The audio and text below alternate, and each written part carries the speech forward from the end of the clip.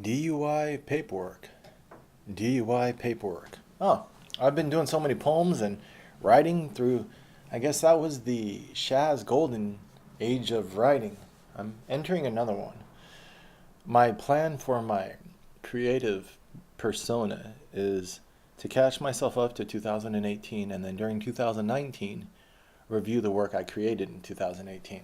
So once I catch myself up, I can put this in the past, feel like I've spoken my piece because having it out there in the world without my commentary, I felt a little weird because I felt like if I do, God forbid, ever uh, achieve any modicum of fame, people are going to be asking me about shit, and I'd have to explain Allah Akbar and these other poems that could be interpreted many different ways, committing supposed cultural treason when you question the canon and the power authorities that the canon supports. They'll come at you, I'm sure.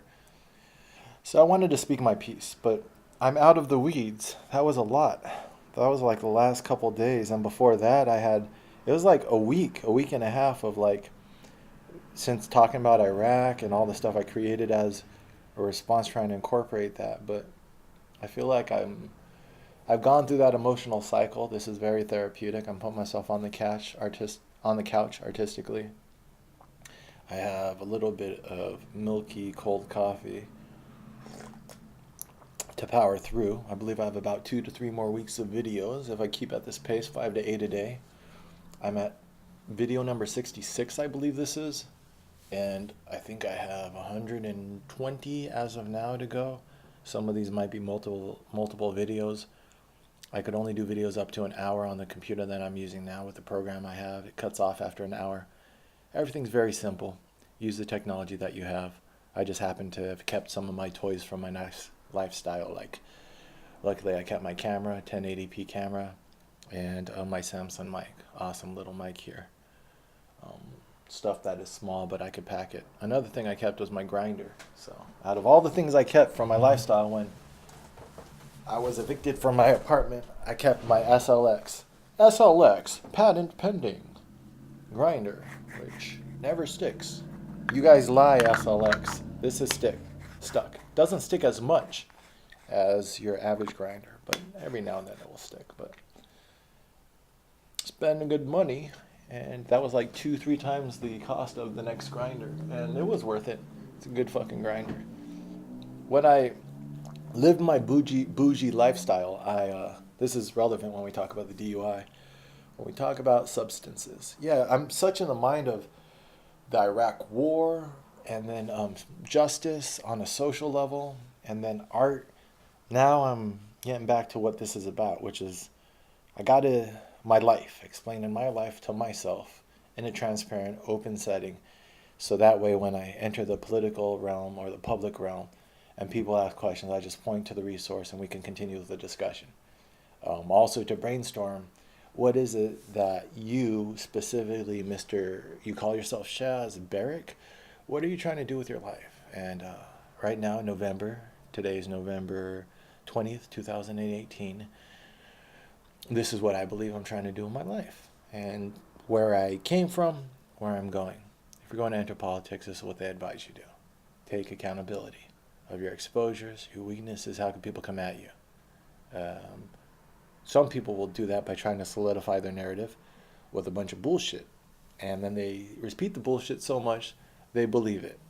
I'm not saying this is who Barack Obama is, but who knows who Barack Obama is, because the man doesn't seem to stand for anything except being the first black president, Barack Obama. I've been practicing my Barack Obama with my mom because being the rabid Republicans they are, they love it when I go after the other side. So a way of us bonding is, instead of criticizing Trump, I just start my Barack Obama. The American people are, it's not the best, but it's getting there. The American people want you to make me dinner tonight. Mother, the American people, I don't know. He's like, he closes his mouth. I can just imagine Barack Obama speaking about the American people. The American people. Yeah, he opens his mouth more, right? The American people. Let's talk about healthcare. The American people want to keep their pre-existing conditions.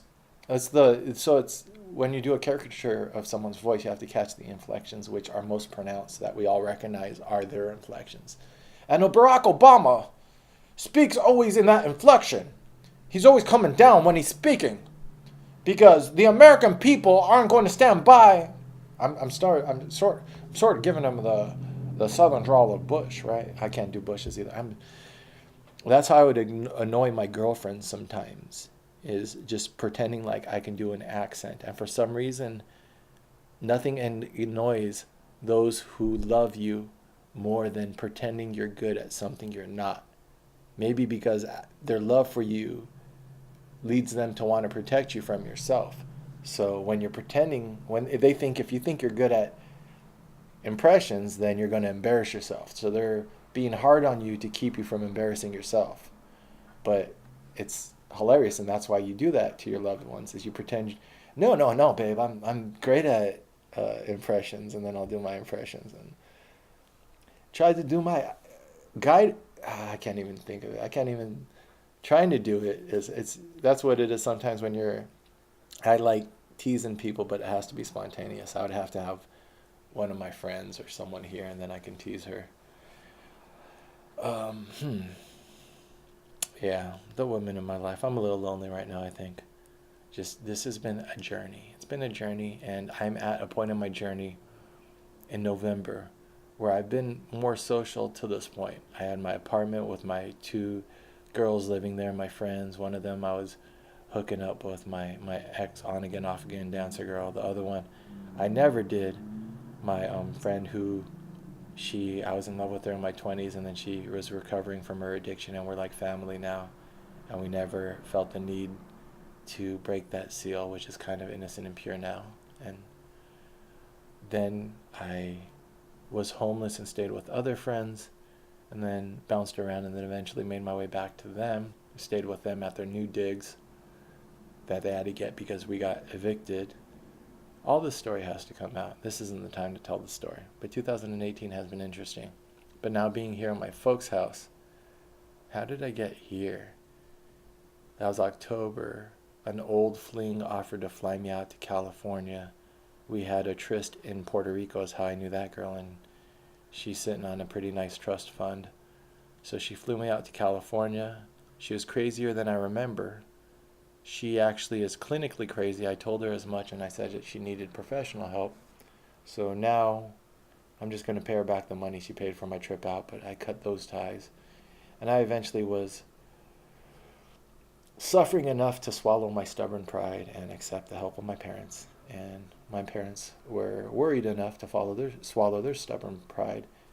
And so we put down our political axes, and now I've been living with them since mid-October, and now it's mid-November.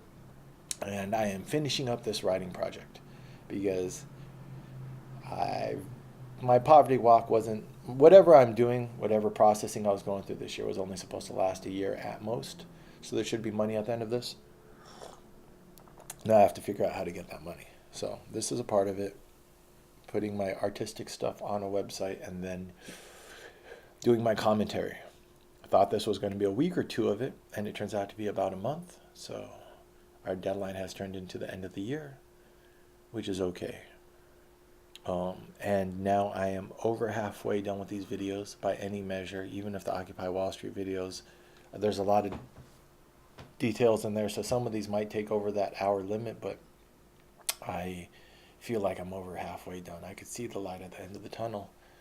I have a gym membership to the Y right down the street, so I'm starting to regain my physical confidence, my physical health. I've lost a good third or a fourth of my strength over this couple months of being on the street. So that's coming back quickly. My mental clarity is coming back.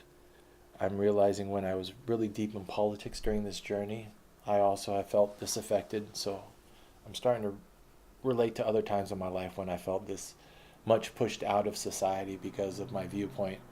This time it happened because of the attacks in New York, which shocked me out of my real estate career. The end of 2017, there was a couple attacks in New York which really reminded me what path the world is on and what my moral obligation to the world in which I live, what I used to feel it was, compared to the journey I set myself on in real estate. Real estate, I kind of consigned myself with like, let me make my first million in real estate. I always felt like I was gonna, money wasn't that hard for me to make when I put my mind to it. So I was on my track in real estate to start cracking those real numbers, 7 figures, start selling some decent apartments to some decently wealthy people who are in my Rolodex. And I decided not to. I still need to figure out how to liquidate that business. I haven't even approached that. Maybe I'll keep it. I guess I'm still on the fence. But I stopped making money, started thinking and writing, and that's all I've done this year is think and write. And suffer. Once I lost my apartment, less time for thinking and writing, more time for suffering. Did my little poverty walk. Now I have the stability of a comforting family behind me, at least my parents. So now we're able to think and write some more. And now is the time to learn the lessons from the actions that I have done this year. And no, that is after this. Now is the time to learn the lessons of the actions I've done all my life up to this point. And then after I finish this artistic review, then I'm going to focus on this year. That's going to come after that. So there's a sequence to these things. Review the art, make sure the art's all on the website, and then review this last year and put that into a narrative, which I'm also working on when I stop doing these videos. Hopefully by the middle to the end of December, we have something to show for all this, as well as a book deal. Is the overall plan. Let us see if I'm as smart as I think I am. And if not, failure earns wisdom. You get paid in money or experience, as I say in real estate. You get paid in money or experience. So if the money doesn't come, make sure you don't leave the experience on the table. Make sure you learn something from your efforts. That's how I've always lived my life, and this also reminds me, this going back through my life. I've always lived my life for the experience first and not been too worried about money. Things sort themselves out. So, why did I get this DUI? Because of the Lakers. That's what I always say. The Lakers in 2008 were playing a game. They start that game. It was an West Coast game. It was an East Coast game. They started at like 6, 7 o'clock. They were in the playoffs. And so I was drinking until midnight that night. They won at like 9 or something. It was a good game, feeling good and lively. It wasn't because of the Lakers. It's because of my immaturity. It's immature to drink and drive. If you get a DUI or something like this happens, and because of grace or because of luck or happenstance, or you could even say skill, being able to function while inebriated is a skill. It's just not one that is legal or moral, but if you put others in danger. I pride myself on being able to function under the influence. There's other artists who have as well. I'm currently reading one, Hunter S. Thompson. I was going to mention a quote in an earlier video that I read in this book, but it escaped my mind. But it's an interesting book I'm reading. It came out in October. Freak Kingdom. It's really cool because I get to see his growth as an artist while I'm trying to market my work for the first time. So it's a cool little parallel. Another parallel is he also was able to handle his drugs and psychedelics pretty well. I don't agree with all his politics, but then that's why he is who he is, and I am who I am. But I'm also not an alcoholic. I drank a lot when I was young. It was the most socially condoned of drugs. That's the benefit of marijuana becoming so legal, is our youth hopefully doesn't have to just stick to this drug of choice. There's other healthier drugs. No matter how much you abuse marijuana, there's no medical case for it being as bad on your body as an equal amount of abuse of alcohol. Alcohol is so much more physically addictive and so much more toxic and cancerous to your body. Marijuana, they're still trying to figure out the correlations between marijuana and cancer. But me personally, if I'm going to pick a drug to get into a stupor and if I really need to shake reality or figure out my perception from it, so in order to distance myself from it, I'd much rather take psychedelics or just be stoned for a while and then come back and be like, all right, what do I believe? Or that purposeful derealization, purposeful muddying of the waters of perception, I think is a good practice in order to get perspective on propaganda and false narratives. I've used it all my life without even realizing I'm using it in such a way. But I just noticed that every now and then I need a little bit of time of being stoned in order to question what I actually believe. because it'll make your brain think differently. But also, every now and then I need a good hangover. I feel like being hungover gives me a certain perspective. Not so much even the drunk. I'm a happy drunk usually. When I was younger, I was a horny drunk, a little bit of a violent drunk. I think that came from the sexual frustration. Another reason why alcohol is a little bit dangerous for the youth. Um, but also, it makes you very marijuana makes you very insecure and paranoid, right? So marijuana is also hard when you're young. When I'm young, I would get high and my brain would just cycle through ideas and I wouldn't be able to stop it. There was so much, but I think that was a part of the maturation of the brain. I play a lot of chess. That's how I check if I'm getting stupider or smarter. So as long as my chess game isn't affected and my ability to construct complex thoughts, sometimes it might seem like I'm a little bit more spacey because of the marijuana use. But if I think I'm being objective and rational here, psychedelic use, marijuana being a low grade psychedelic, allows you to make different connections in your brain.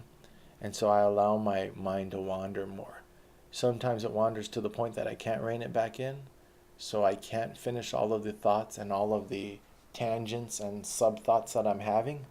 But it's a choice to go there in the first place. So if I want to be on task and be very straight laced with a conversation, I can do it, or else I wouldn't be able to make the money that I make, or I was making, that hopefully I'm able to make again. So I feel like a disciplined mind is allowed to wander off its leash, just like a pet, just like a dog. If my dog is well trained, don't worry about him being off the leash. He's not going to act stupid. He's socialized and he knows how to interact with other humans and other dogs. If you have to keep your dog choked up on that leash, it might not be the most well behaved. So I give my mind, I think you relate to your mind a lot like you relate to a child. Just like when people say in a relationship, ladies, if you want to know how a guy will be, if a guy will be a good father, one of the pieces of advice I've heard is watch how they interact with servers at restaurants, because that would be very similar to how they interact with children. How do they interact when they commandeer authority, when they're in a position of authority to boss someone around? So my dad, it definitely is true. How he acts with servers and always sending food back and this and that. He demands attention. He demands respect. He's old school authoritarian, raised by that military father. Does that with the servers. He did that with us when we were young. Disciplinarian, spanking us, this and that. So we got two Irishmen in the house. Sometimes we get into wars that we've learned are pyrrhic. They're not worth the struggle. So we usually de-escalate before we get into things that we're going to say that. And that's what having a mature relationship with your family is. Learning when to de-escalate because it's not worth a bloodshed, because this is your original tribe. And in the end, we should have each other's back. We could have disagreements, but when it gets to the point where we're going to cause long damage to our family unit, then we're just going to weaken everyone. And we're supposed to be, in the end, a source of strength for each other. That's what they're reaffirming by allowing me into their house and giving me support right now. So they've never failed me in their love, and that's helps me have a deeper understanding of what it means to love like they love. Even though we disagree, politics, they voted for Trump, blah, blah, blah, is in the end we're there for each other. And we can sort out the rest of this stuff. We'll figure it out. DUIs. Oh, what was I? No, I could trace all those thoughts back. So I was saying disciplinarian, females, how a man treats their servers, how they're going to treat other people. Why was I talking about that? Because something about a mind on a leash.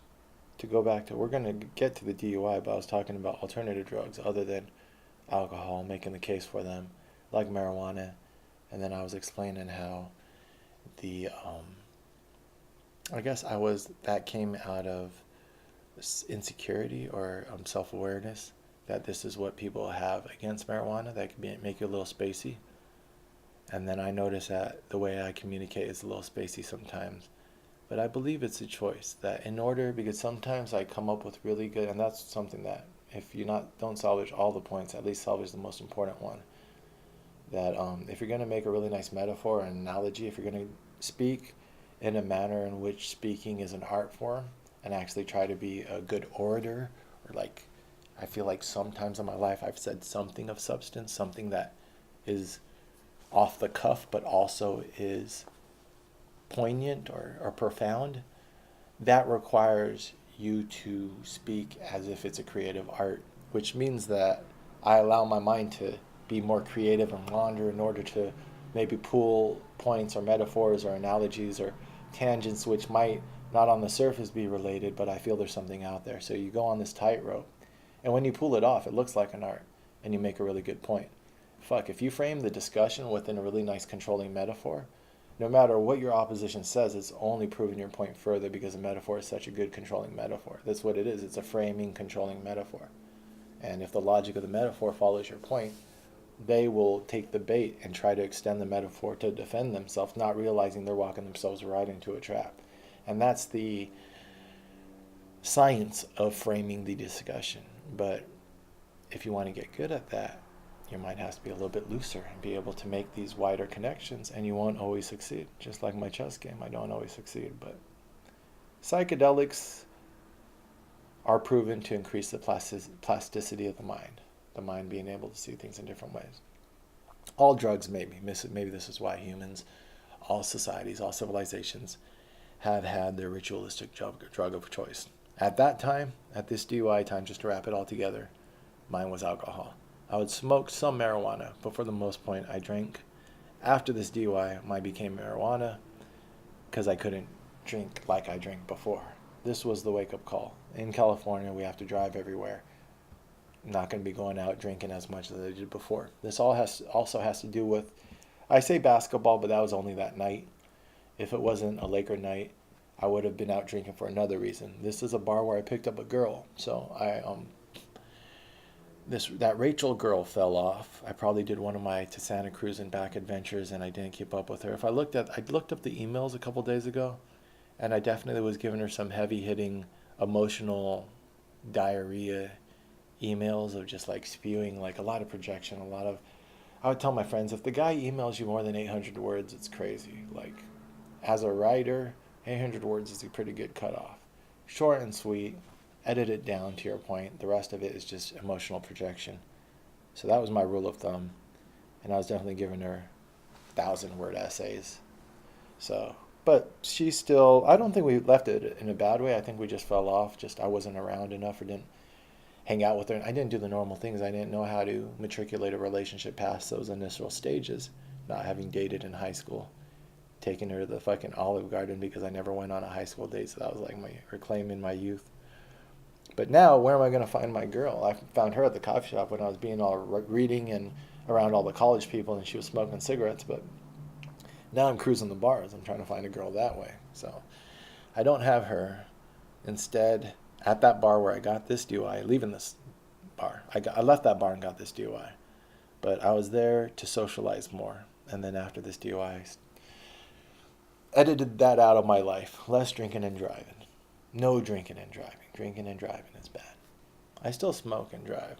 I don't think marijuana incapacitates you to the level that they say it does. But some people don't agree with that, and they feel that you endanger people when you're smoking. Some people feel like they could drink and drive, but I think it's provable. Well, scientifically. If I believe one way, people believe another way scientifically. Let's look at it.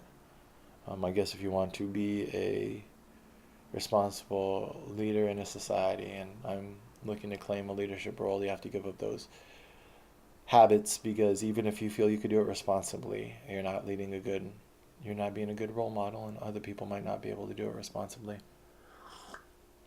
So the responsible way to operate a 2,000-pound piece of equipment, which has the ability to end someone's life in an instant, is to do it sober. And that is the final word on that. Anything other than that would be an irresponsible statement. But this has to do with alcohol. And this was my wake-up call that I was driving home. I'm going to talk about that girl in that bar, but I was driving, just to describe the experience of getting the DUI. I was driving home, and I was like, knew I was way too drunk to be driving. I was swerving over the freeway, and so the car I was like, I need to get off the highway. I'm gonna kill myself. I'm going too fast for like, you just know your reaction time's not right for this game. So because that's the thing, no matter how shit-faced you are, psychedelics, whatever, there's still a semblance of yourself in there. There's still someone being like, all right, navigating this world, even if this world is some ayahuasca type like exploration into the unconscious. There's still an avatar in there that is yourself. So I'm still an avatar within me, within this drunken self who can't maneuver this vehicle. Like, I need to get the fuck home. I get home. No, I don't get home. That's why I got the DUI. I get off the highway. I'm literally 2 miles away from my house. I just have to go up a street, take a left for about a mile, mile and a half, and then take a right. I have to do 3 or 4 turns, long streets, in Redlands, Southern California. And I get off the highway, and then I see a cop pull up behind me. And they weren't flashing the lights yet, but I'm like, fuck. I'm so drunk, I'm like, I can't even make it down the street with this cop behind me. Fuck it, get back on the highway was the smartest idea in my head at the time. So with the cop right behind me, they had just pulled up behind me, just following me like a normal car does. I just tried to do a U-turn in the middle of the road to get back on the freeway. There's a divider in that road, a little concrete divider, tiny little curb. Curbs are only, what, 3 inches off the ground? So tiny. No, it was higher than that, maybe 6 inches. It was big enough for me to pop my tire. So I turned, boom, popped my tire right in the divider. And sure enough, woo, woo, woo. So I'm just like, oh, shoot. If all I had to do, being freaked out by the cop behind me, is continue at a normal pace, take a left, take a right, go into the gas station.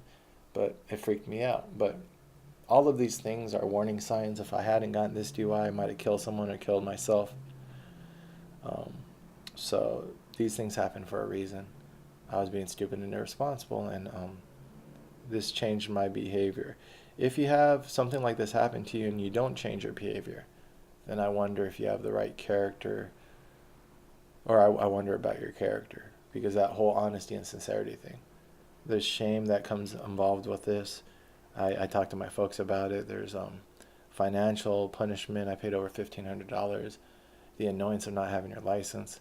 Things were pretty easy on me considering, because then I pulled into a Walmart parking lot, and usually you have to pay another couple hundred for your car to get towed, because your car gets towed, and then in order to get it out of impound, you have to pay a couple hundred.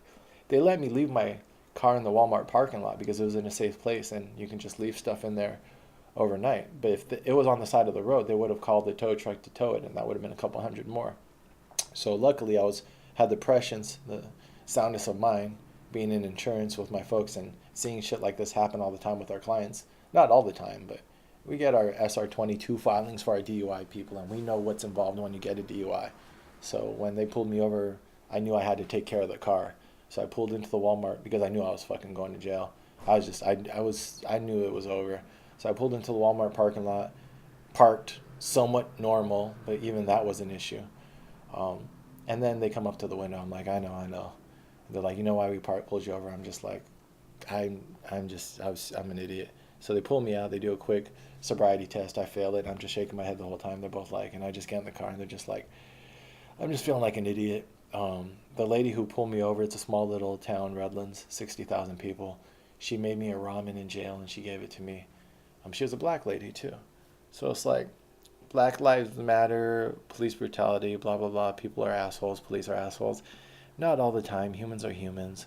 These people, since I accepted my responsibility and I was being very compliant, and I just kind of was like, I'm a dumbass. I even asked them on the way to jail, I was like, were you guys going to pull me over before I did that stupid maneuver in front of you?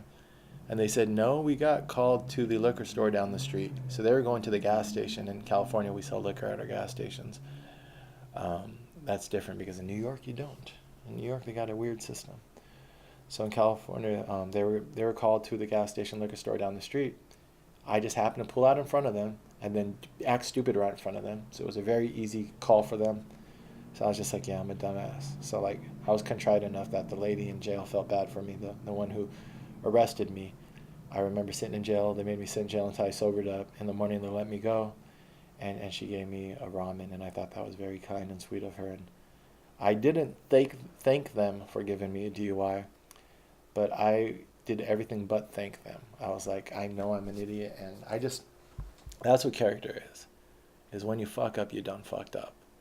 Like, I I think that I have the ability in my life to recognize the score quickly and not have attachment. So if stuff happens, like if I get in a confrontation that's gonna become like angry or violent or something, I just accept it. This is what we're gonna do. If I fucking have a mistake that like loses me a deal in money, it's just as soon as you can be like, that money wasn't mine. Let me see what I could learn from this. If I stick my foot in my mouth, that's probably the biggest one. Ego is, it's hard for me to admit when I say something that maybe I shouldn't have said, because that conflicts with my idea of like freedom of speech and shit. So sometimes when I guess my ego conflicts with something that I feel is a moral thing I have to fight for, then I stand up for that principle to the detriment of other people's feelings, and that would be a blind spot. Just because you acknowledge something doesn't mean it's not still a blind spot. I probably still fall into that pattern because it seems to still be happening even recently. When I talk to my folks, it's like, I didn't really have to make this point. I didn't have to irritate them to this point. There's other ways that we can. I know certain times when I kind of win them over with logic, and I can tell when they're becoming emotionally anxious that I should be smart enough by now to know that they're not in the right frame of mind to listen to me. So just there's nothing to be won from this discussion. They're at an age now where their emotional state affects them physically, and there's no reason for me to cause more physical stress on their body. Well, that's just being the bigger person, right? So, but back then, I was big enough to be like, I done fucked up. And I had to figure out how to, I think I drove dirty until I got it taken care of later on. There's a license in here around that time. I think I renewed my license, luckily right before then. So even though they suspended my license and I was supposed to go to class and stuff, I started going to class. I think I stopped. No, I think I finished that, but I didn't pay the fine, because $1,500 for a guy who doesn't really believe in work and just I'm reading a lot, just making enough for my next adventure, and then I bum around. I didn't before I did real estate. I never really made over 20,000 in a year. I know that because I never really filed taxes and never really had the reason to. If you make under a certain amount, there's no real verified income anywhere. I would make a couple deals, a little bit of money, and then go bum around somewhere at friends' houses, or make just enough money to get a place, but then like get a job, lose a job, do this and that, sublet my place, get out of there. Um, so yeah, 1,500. I wasn't gonna pay that. It took me until I made that real estate money to fly back to California and actually take care of those debts. That's when I corrected my credit and got it back into the 700s. Not back for the first time. I got good credit and got King's Quarters, 13 Carmine. That was when I was at the top of my game. Good credit, money in the bank. I put down close to 10 grand for that place. And my place before that, I put down close to 12 grand. These are down payments in any other city. And in New York, this is how much you pay to get an apartment. You have to pay over 10 grand. When people tell me they want to do like first plus deposit, I'm like, yeah, I'm not the guy to talk to. If you want to do that, you got to work for yourself. But if you want to use a broker, you're going to be paying 3 to 5 months. Oh, yeah, you have bad credit too, at least 4 or 5 months, maybe 6 months in advance. $2,000 apartment, 6 months in advance. We're looking at $18,000 plus wait, no, 6 months in advance, $2,000 apartment. We're looking at $12,000 plus a broker fee. Anyways, I'm getting into the fucking business side of my head. So, DUI. Yeah, DUI. Hopefully I've matured since then. I think I have. I don't take those types of risks. I'm not even that young here. So I included the DUI from 2008, 10 years ago. I was 26. Too old to be doing stupid shit like that. You should never really be driving drunk. Not that drunk. You know, if you're driving buzz, where it's like, all right, had a breathalyzer before. After I had dinner with friends, I had 2 beers, got pulled over by the cops. It was borderline. I blew. It was like a .0. In California, it's .08 is the limit, and it was like .03 or 4. And I was like, yeah, I had 2 beers. You could smell a little bit of alcohol on me, but like, it was like I followed through the motions, and I knew. You know, when you have a beer or two, or if you're hanging out, you're like, all right, I should wait a half hour or an hour, let the alcohol process. And then like I was shit faced. I was a couple pitchers deep when I got this. Like I shouldn't have been driving. Uber's helping with that, I'm sure. All these little riding apps. Now you don't have to take those types of risks. But those are real risks, and it's retarded. Yeah, now with like car sharing apps and shit, there's no reason to do shit like that. Go back and get your car in the morning. This is all has to do also has to do with society. We can try to help construct our civilizations with more public transportation. If we're ritualistic drug taking people inherent in our nature as human beings, if someone's drug of choice is alcohol, and beer goes back as old as civilization itself, to like 2000, 3000 BC or whatever, the earliest graffiti in the pyramids is about beer, right? They paid those guys in beer. Then just let people do the ritualistic drug taking in ways that don't harm the rest of society. But alcohol is no longer my drug of choice. Every now and then, but it is hard on the body, I find. I included in here the disposition to show you that I took care of it, and the disposition happens in 2015. When did it happen? Yeah, June 15th. Came out here, had some money in my pocket, knew I had to take care of that DUI eventually because I was cleaning up my credit, and this was a judgment on my credit from the state of California. I took care of that, got it off my credit, and then bought a car. I bought a Honda Element and drove back, and that was a good bonding experience for me and my dad. Tie up these other loose ends, and we drove back across the country together in my Honda Element, and that was fun. Smoking weed on the way. I bought a left-handed pipe. My dad's left-handed, and my mom, out of sight, out of mind with my mom, me and my dad could kind of bro out and bond over my drug of choice. We're going through the plains of the Midwest. I think it was like Idaho or Nebraska or some fucking cornfield country. And all you have is clouds and miles of straight road. No one else. Very, you should be driving on weed. You shouldn't. Whatever. But fuck, I said that it's bad. And you should always operate machinery sober. But at that time, passing the pipe with my pops, looking at the clouds and talking about what shapes they are. And I thought I was going to talk about this girl that I hooked up with at the bar, but that could be a story from another time. There's going to be another time when I talk about all my romances and the people in my life and the girls that I learned from. No, I could talk about both. I just didn't want to make another 40-minute video, but whatever. I thought that there was a lot of stuff me and my dad were going to talk about on that cross-country trip because, like I said, I don't know if he cheated on my mom. I don't think he did. But the way he was acting with that internet girl who was catfishing him made me wonder about his morals. It might be depression and the barbiturates and being a little down at that time in his life. A good man could be ground down by life. You might judge your parents harshly or judge a male harshly. I'm not forgiving Bill Cosby, who's at the height of his career and raping women. And I'm not forgiving violence against women in general, but when a man doesn't act according to his principles, my dad hasn't exhibited any violence towards women, but that wasn't according to his principle to be sending dick pics to when I say young, not underage, but a girl in her 20s and, I don't know, I didn't talk to her, but she looked like she was fully developed. She was an adult. Shit, she had a fucking bank account to send money to, so that's something. But he was sending money to a girl in Latin America who wasn't even a woman. That was catfish. That's what those things are. There's a fucking Nigerian prince scam, only they're using your dick to get you. It was so retarded.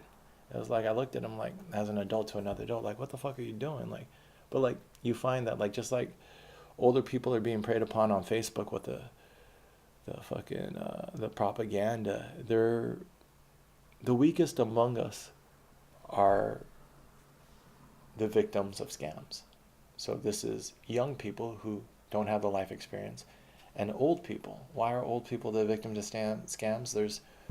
There's biological reasons, I think. Your brain starts, I don't think my parents have any early onset dementia or Alzheimer's or anything, but they're conservative Christians, which lends you to be scammed by authority. They've had some people come in their life who haven't been the best to them, which you can follow back to their religious bias. They come in under the wolves in sheep's clothing, so wolves in the clothing of the church, and then come in and scam them for some money. But then also, there's other blind spots I feel they have. This is another reason why I care so much about checking my blind spots, because these are my genetics and these are also just human tendencies. So you want to try to check where your blind spots are.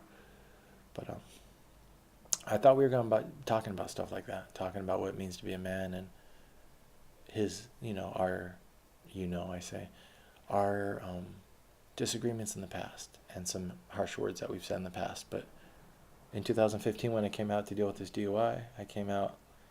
He said, "Hey, I'll drive back with you with that car," which I knew was like he wanted to spend some time with me. And I was like, "All right, come on, old man, let's do this. This is a very much me and you type journey." Like, he used to drive. He loves driving. I didn't let him drive. I'm not crazy. The man's epileptic. But he used to drive, and he loves this freedom, this love of freedom and independence. His fucking father was a fighter pilot. Like, these are high-risk seeking independent individuals. To have him trapped in the body of an epileptic where he can't drive, I could see what's eating at his heart. And I could see how, as this is also my view maybe of humanity, as your expression gets smaller and smaller, that circle, you can act out in certain ways, feeling more and more repressed. He fucking was forced to go to Catholic school. You want to talk about repression? So the guy has wiring in his brain which is fucked up from childhood. I'm not trying to change him. He's an adult. You can't, at a certain point, it's very hard. He doesn't believe in therapy. He doesn't believe in that shit. He barely believes in eating vegetables. When you try to make him eat a salad, he says, "I'm not a fucking rabbit." He's a steak and, bloody steak type of guy. These are like people grew up in the 50s and 60s. They're men's men, macho, and that's why they're being preyed upon by these Trump personas. Macho, strong leaders, old, traditional values, blah, blah, blah. But we didn't talk about that shit. He was like, his brothers and sisters when he grew up were selling weed by the kilo. They always had it in the house. So he's not a drug guy because he had already done all the drugs by the time he was in high school. So he was like conservative Christian, but he got to there by burning himself out with the hippies. He thought the hippies were stupid. He went to a Black Panther party, and as much as he loved social causes, was like, these guys are just fucking dumbasses. My mom went to Che Guevara communist parties and thought the same way. They've always been independent thinkers, so they buy into the traditionalist Christian mentality, but because they kind of got exhausted by the left, they gave it a chance. But and I guess that's why I toe my middle line too, is because I too in Occupy Wall Street got exhausted by the left. That's why I don't believe in this left-right dichotomy, and that's also where I think a majority of Americans are. We like the middle and we like the independence because we recognize the fallacies on both sides of the power broker dynamic. My folks buy into the right side of the power broker dynamic. That's their fallacy, which I tease them with every now and then. But again, on that trip across the country, that's not what we talked about. We didn't talk about anything. Oh yeah, I was explaining why he smoked with me. So he's not superstitious about weed. Also, when we can, we get him drops, tinctures, to help him with his epilepsy medication. And when he takes marijuana tinctures at night in order to help him go to sleep, it helps lower the frequency of his epilepsy. So even though my mom is very much anti-drug, you're pothead, you're ruining your body, blah, blah, blah. And I told her one day she was going to sit down and do mushrooms with me. I try to have radical honesty. I guess that's where it started.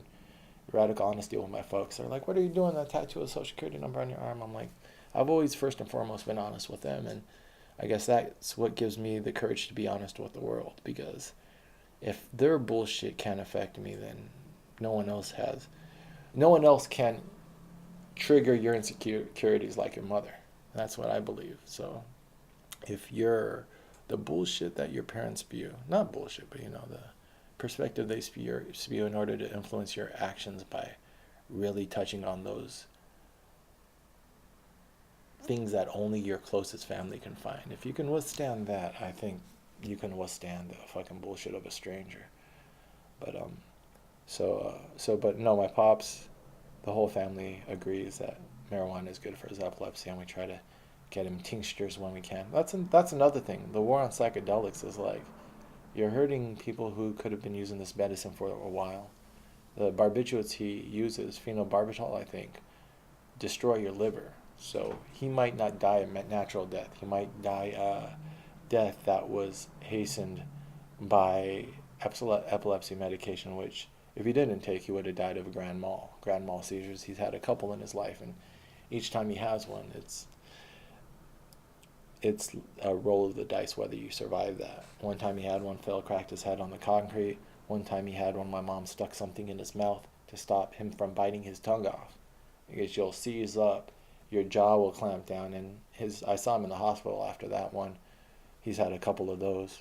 This happens every 5 years, every 10 years, not often, but every now and then the medication dips low enough in his body where the electrical activity in the back of his brain will have a flare up. And that flare up, like a solar flare or something, it's just an occurrence because of whatever factors, but the medication keeps it lower.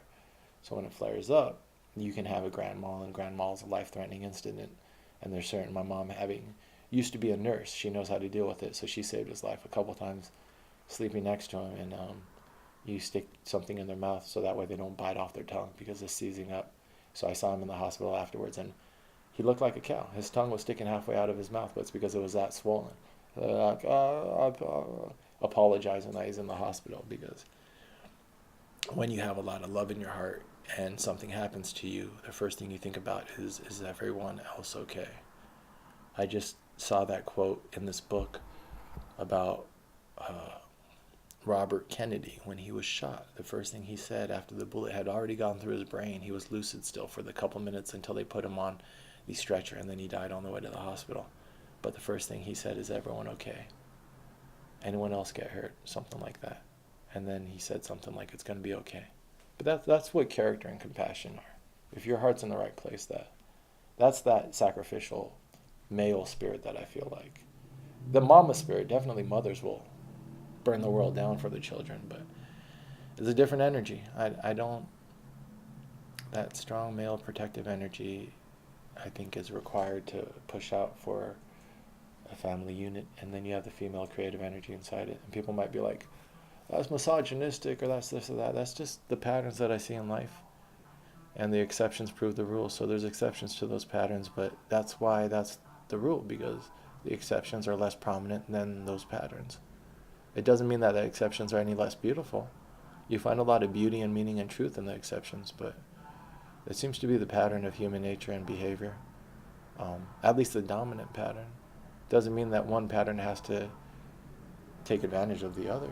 There's also a homosexual pattern in nature, right? And there's an intersex pattern, a hermaphroditic pattern, but those aren't the general patterns. Those are less than the fat middle of observed phenomena, and that's just being objective and observing phenomena. But anyway, that's my take on sexuality, my take on the sexes, my take on my own identity, grounding it in the sexuality of a male. Kinsey was the most correct about this stuff. There's a spectrum.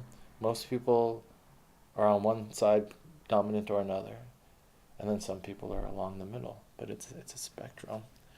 We use spectrum for autism. Why wouldn't we use it for sexuality? But it's because these have been politicized in order to help the power brokers, and so that's how culture steps its way into science and becomes dogma in order to influence power. All these things we didn't talk about when we drove across country. We just talked about the clouds and what shapes they were, and we also talked about me and my father, which this DUI reminds me of, because I took care of it and then I drove back across country to New York with him. We didn't talk. We just enjoyed each other's company, and I had this phrase in my mind afterwards that was like, my dad respects strong men, and I think I've proven in my life to be a strong man. Not a strong man in the sense that I throw my energy around in order to take advantage of other people, but compassion. Like, I try to take care of other people, not to take advantage of other people, but the strong can afford to be compassionate. So that's something that I came to, a bit of wisdom.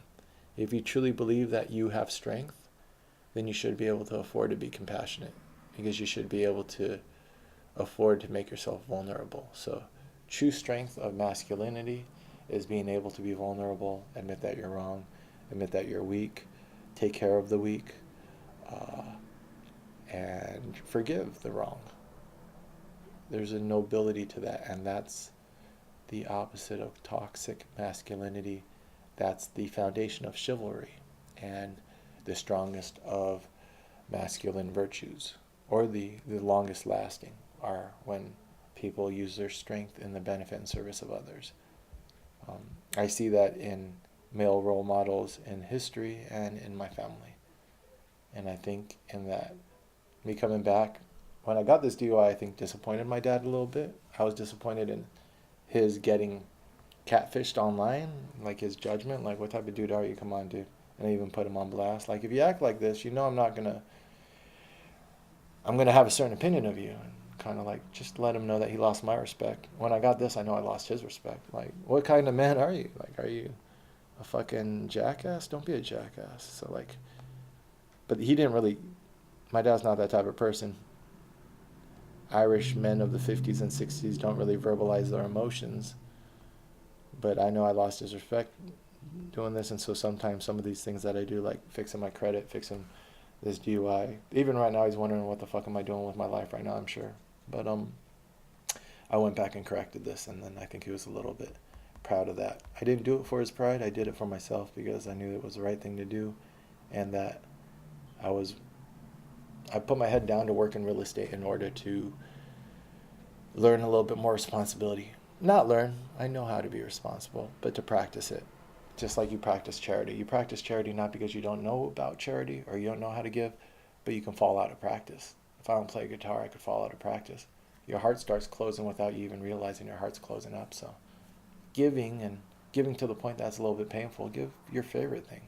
I give up my apartment. I love my apartment. That wasn't an act of charity. I got evicted, but I love that apartment. I love that lifestyle that I gave up. I didn't give up my grinder though.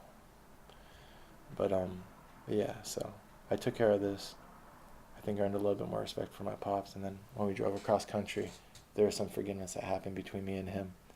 But like the best of male communication, it was unspoken. It was more like, here, you want to hit this? He hit it. We looked at the clouds and we talked about how they looked kind of funny, and then we were quiet and we just shared each other's company. Maybe talked about the Lakers. Men don't talk as much about their emotions, maybe culturally. That doesn't mean that they have to. It doesn't mean that they don't feel them. There's other ways to process, other ways to express. It's okay to, eventually you want to talk somewhat, but if you don't always verbalize and the words are few and far between, it just means that when they do come, they have that much more value, right? That whole market idea, supply and demand. The less words, the more value they hold, as long as eventually you say something. And sometimes it's not even a word, it's an action. It's something, but there's something there. The DUI. That's probably a better story than that girl in the bar. That girl in the bar will come out some other time.